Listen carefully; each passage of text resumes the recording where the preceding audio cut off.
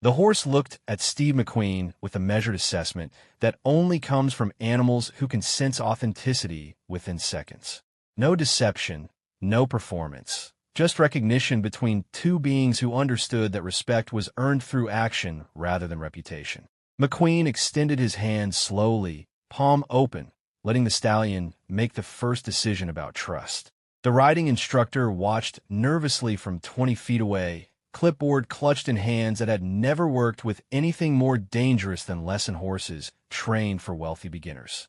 "Sir, please step away from Thunder," called Marcus Whitfield, head instructor at Brookhaven Equestrian Center, Beverly Hills' most exclusive riding facility. "That horse requires experienced handlers only. We don't allow beginners near him." His voice carried the practiced authority of someone who had spent 15 years teaching horseback riding to people who could afford expensive lessons but couldn't necessarily handle the responsibility that came with controlling a 1,000-pound animal. McQueen didn't step away. Thunder's ears swiveled forward with interest, recognizing something in McQueen's posture that suggested familiarity with horses beyond casual recreational riding.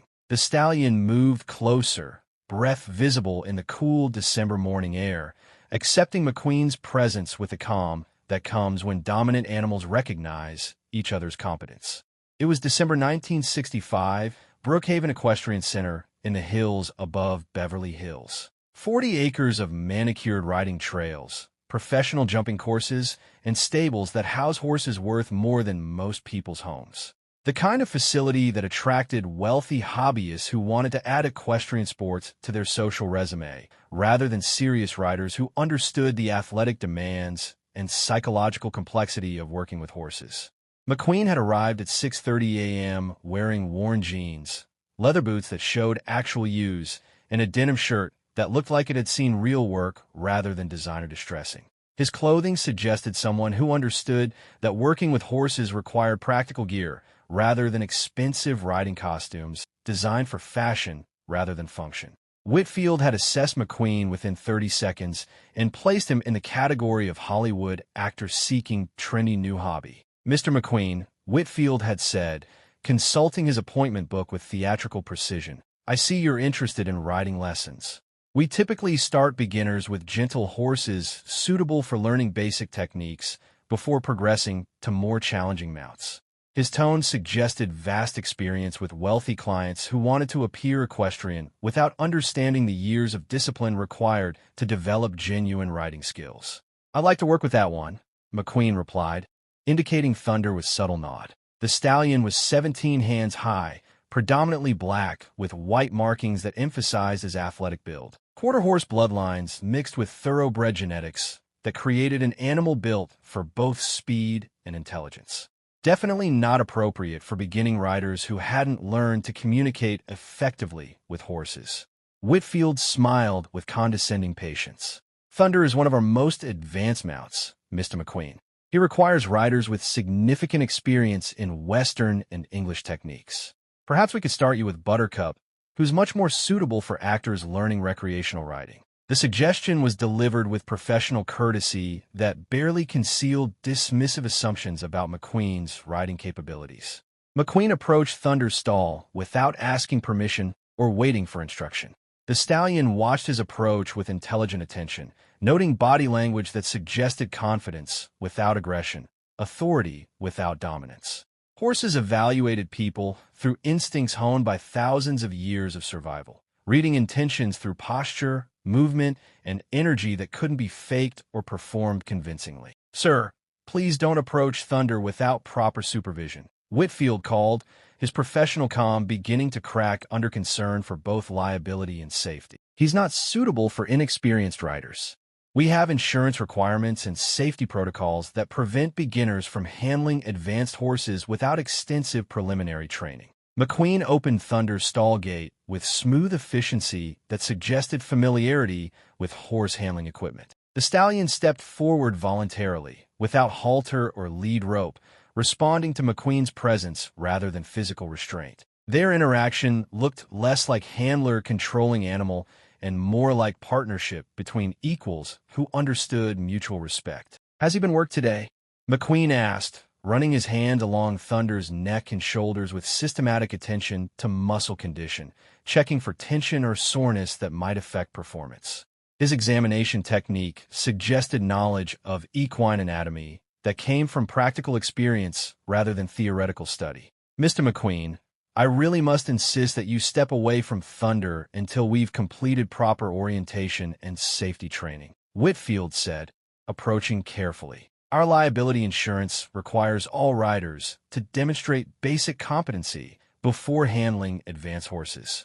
This is standard policy for everyone regardless of their background or assumptions about their riding ability." McQueen picked up Thunder's front hoof, examined the shoe condition and frog health with professional attention to details that most recreational riders never noticed. The stallion stood perfectly still, weight balanced on 3 legs, completely comfortable with handling that suggested expertise rather than casual interest.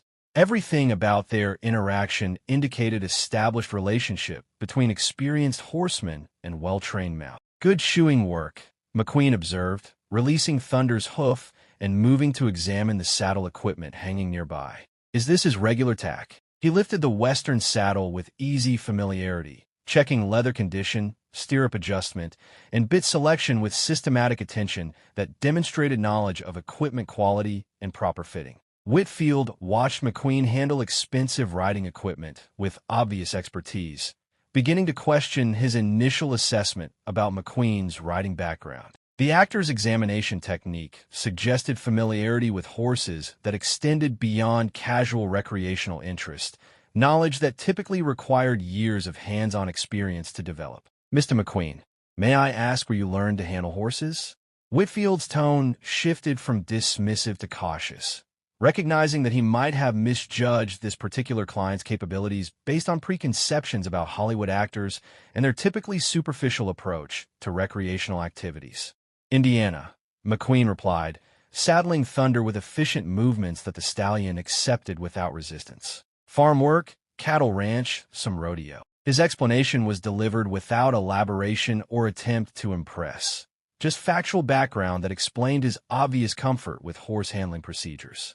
Whitfield understood immediately that he had made a serious error in assessment. McQueen wasn't a wealthy actor seeking trendy recreational activity, but someone with genuine agricultural and rodeo background who understood horses as working animals rather than expensive accessories.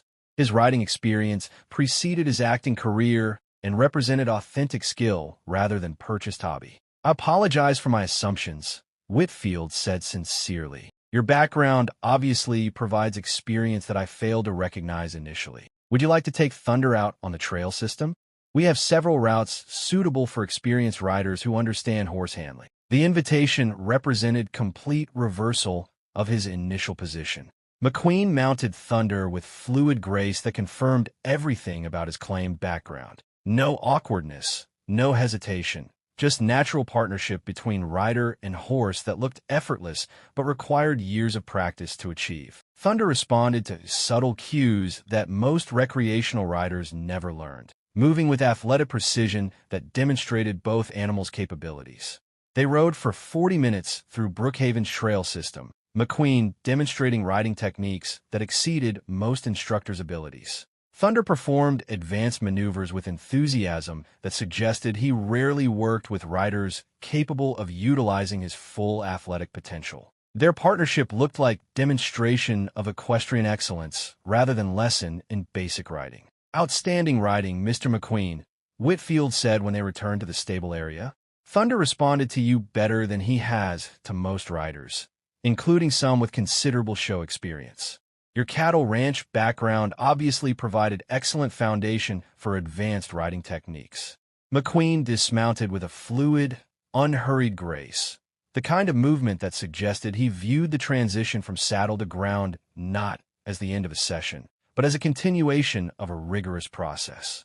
He began unsaddling Thunder with the same systematic, almost forensic care he had demonstrated during the initial tacking up. His hands moved with a practiced rhythm, checking the stallion's coat for any telltale signs of localized heat, swelling, or the specific salt crust patterns of stress. He looked for discomfort that might indicate a misalignment in the saddle tree or an error in his own riding technique. A level of self-critique rarely seen in the affluent hobbyists who frequented the facility. Everything about his post-ride routine radiated a deep, intuitive knowledge of comprehensive animal husbandry, a discipline that far exceeded the mere ability to stay in the stirrups. "He's a good horse," McQueen observed, his voice low and steady. He began rubbing Thunder down, applying a professional level of attention to the cooling procedures. He didn't just wipe the animal. He felt the musculature, checking the recovery of the horse's respiratory rate, and ensuring that the cooling was gradual enough to prevent muscle stiffness or the dangerous circulation problems associated with a sudden drop in core temperature. But he's soft. He needs significantly more work than he's currently getting. A stallion with this kind of engine requires regular, high-intensity exercise to maintain both his physical conditioning and his mental equilibrium. His assessment wasn't just a casual remark. It was a psychological profile of an athletic animal that was being stifled by its environment. Whitfield watched in silence, realizing that McQueen's evaluation was surgically precise. Thunder was a high-performance creature living in a low-performance world. Most of Brookhaven's elite clients lacked the technical riding skills, the independent seat, and the soft hands required to utilize an advanced horse to its full potential. The result was a stable of magnificent animals that were chronically underutilized, their capabilities rusting away like fine machinery left out in the rain. McQueen had just provided Thunder with a workout the stallion rarely experienced, a session defined by clear communication, physical demand, and mutual respect. "Would you be interested in regular riding sessions here?" Whitfield asked, his tone shifting from instructor to student to a peer-to-peer professional inquiry. Thunder would benefit immensely from working with someone who actually understands the limits of his capabilities. To be honest, we have several other advanced horses in the stalls right now that are becoming temperamental simply because they lack experienced riders. Most of our clientele, frankly, is equipped for the image of riding, but not the reality of it. The invitation was a rare admission of the gap between Brookhaven's prestige and its actual equestrian substance. It was an acknowledgement that McQueen was the rare rider who belonged in the saddle of a difficult horse. "Depends on the horse," McQueen replied, his focus never wavering as he performed a final inspection of Thunder's hooves and legs before guiding him back toward his stall. He didn't look for approval.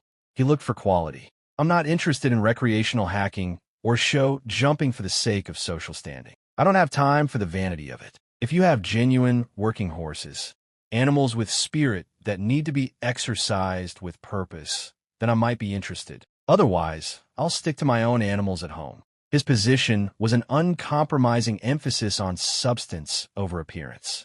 To him, the horse was an athletic partner in a high-stakes dialogue, not a prop for a Sunday afternoon social activity. Whitfield stood by the stall door, watching the man in the dusty denim work and move. He understood, then, that McQueen approached horsemanship exactly as he approached a racing circuit or a film set, as a pursuit of authentic competence rather than a fashionable hobby. He wasn't there to play at being a rider. He was there to master the craft. He represented the specific kind of rider that serious horses deserved, one who brought technical discipline and a lack of ego to the stable, but who was rarely found in facilities catering to wealthy weekenders.